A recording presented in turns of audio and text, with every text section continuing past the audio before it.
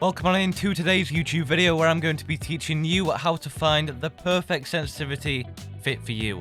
This is going to help you get started in Valorant, and it could be the problem with your aim right now. If you have used the sensitivity for a very long time and you are having problems, it simply could be the root of the cause. And if you're new to Valorant or want a new sensitivity, it's going to help you out too. So be sure to drop a like on the video. So first off, we need to address the main issues around sensitivity, which the first one being is your own sensitivity that is perfect for you should be one you've come up with on your own, not one that you've ripped off from a pro player. A lot of people do this, and it's very unlikely that a pro player's sensitivity is going to match yours either.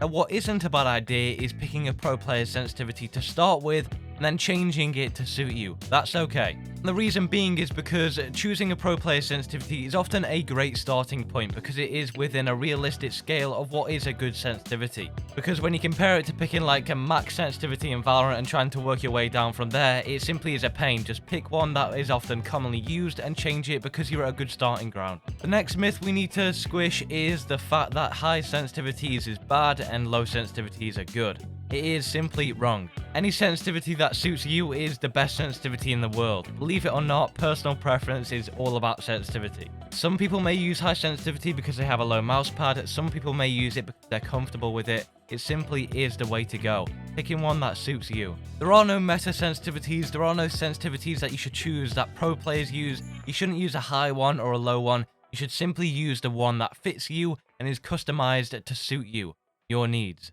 And those few right there are the biggest problems that happen in sensitivity, and once we've got them out of the way, we really are looking good.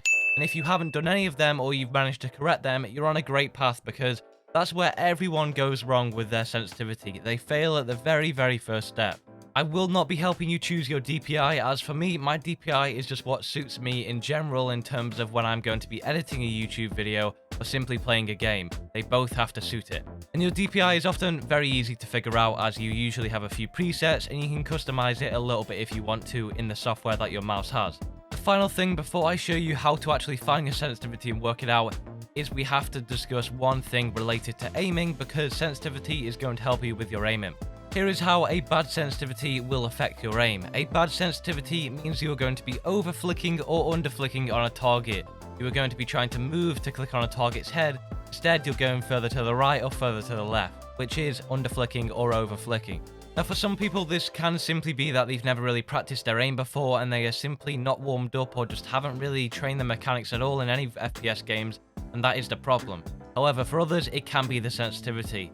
It's hard to tell which one it is because they both are outliers, so here we just have to make sure we get the sensitivity right, and then once that's out the way, we can exclude that factor and move on.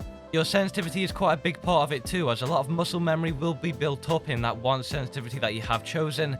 Granted, a lot of it will just come down to raw mechanics, and whatever sensitivity you choose, you can apply it, but it is important to make sure you have the right starting ground so that your aim training and improvement isn't going to be altered by it in the future. So how do we actually find our sensitivity that suits us specifically?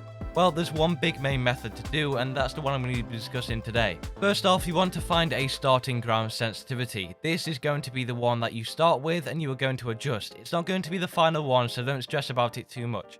My advice for this one is to go ahead and choose a pro player sensitivity or simply pick a relevant starting ground.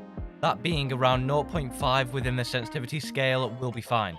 Now, the starting ground really does depend on your DPI, as if you have 800 DPI and you pick one, it might be a little bit too fast. However, if you have 400 DPI and you pick one, it might be just perfect, which is why it's very hard for me to recommend a starting ground. If it's me specifically, I'm using 800 DPI, I'm going to pick 1.0 on the starting scale for the sensitivity. But that's also because I have a very small mouse pad too, so it really can depend on your circumstances. Just pick something that is relevant to you, and you're not picking 10 sensitivity or 0.01 sensitivity. Which is why it's a good idea to choose a pro player sensitivity, because they have a good sensitivity, because in general it's going to be one that's relevant to the game, and isn't some average noob low elo player choosing a wild sensitivity that's completely out of proportion. You're at least going to get a starting ground to some degree, and it will also be in the DPI range. You can have a look whether they're using 800 DPI or 400 and go ahead and choose a pro player that has that and pick their starting ground. After that, load into the practice range, and you now want to go ahead and set the bots to standard so they are all standing still and they are not moving, they are simply there for you to shoot at. When you get into the practice range, you'll see the customization settings that you can click, and you can make it so that the bots are standing. Mess around with them and you'll get to the right one eventually.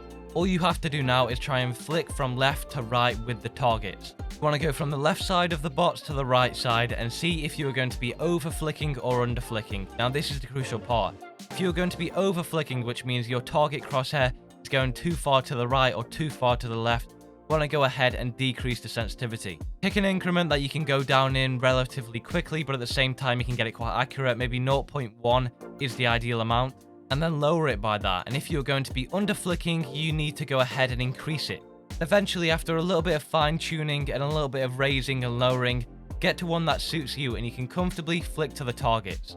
Now it's important to know that you're not 10s and your aim isn't going to be on point, so therefore if you're not hitting the target every time, that's okay because you haven't aim trained yet. But just find one that you feel comfortable with and you are seeing a few results here and there. You don't have to get every single target, you just have to be within the zone.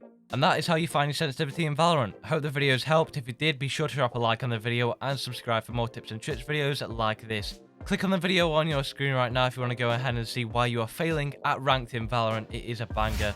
Trust me on this one. And also, watch me on Twitch. There is a link down below in the description if you'd like to come over.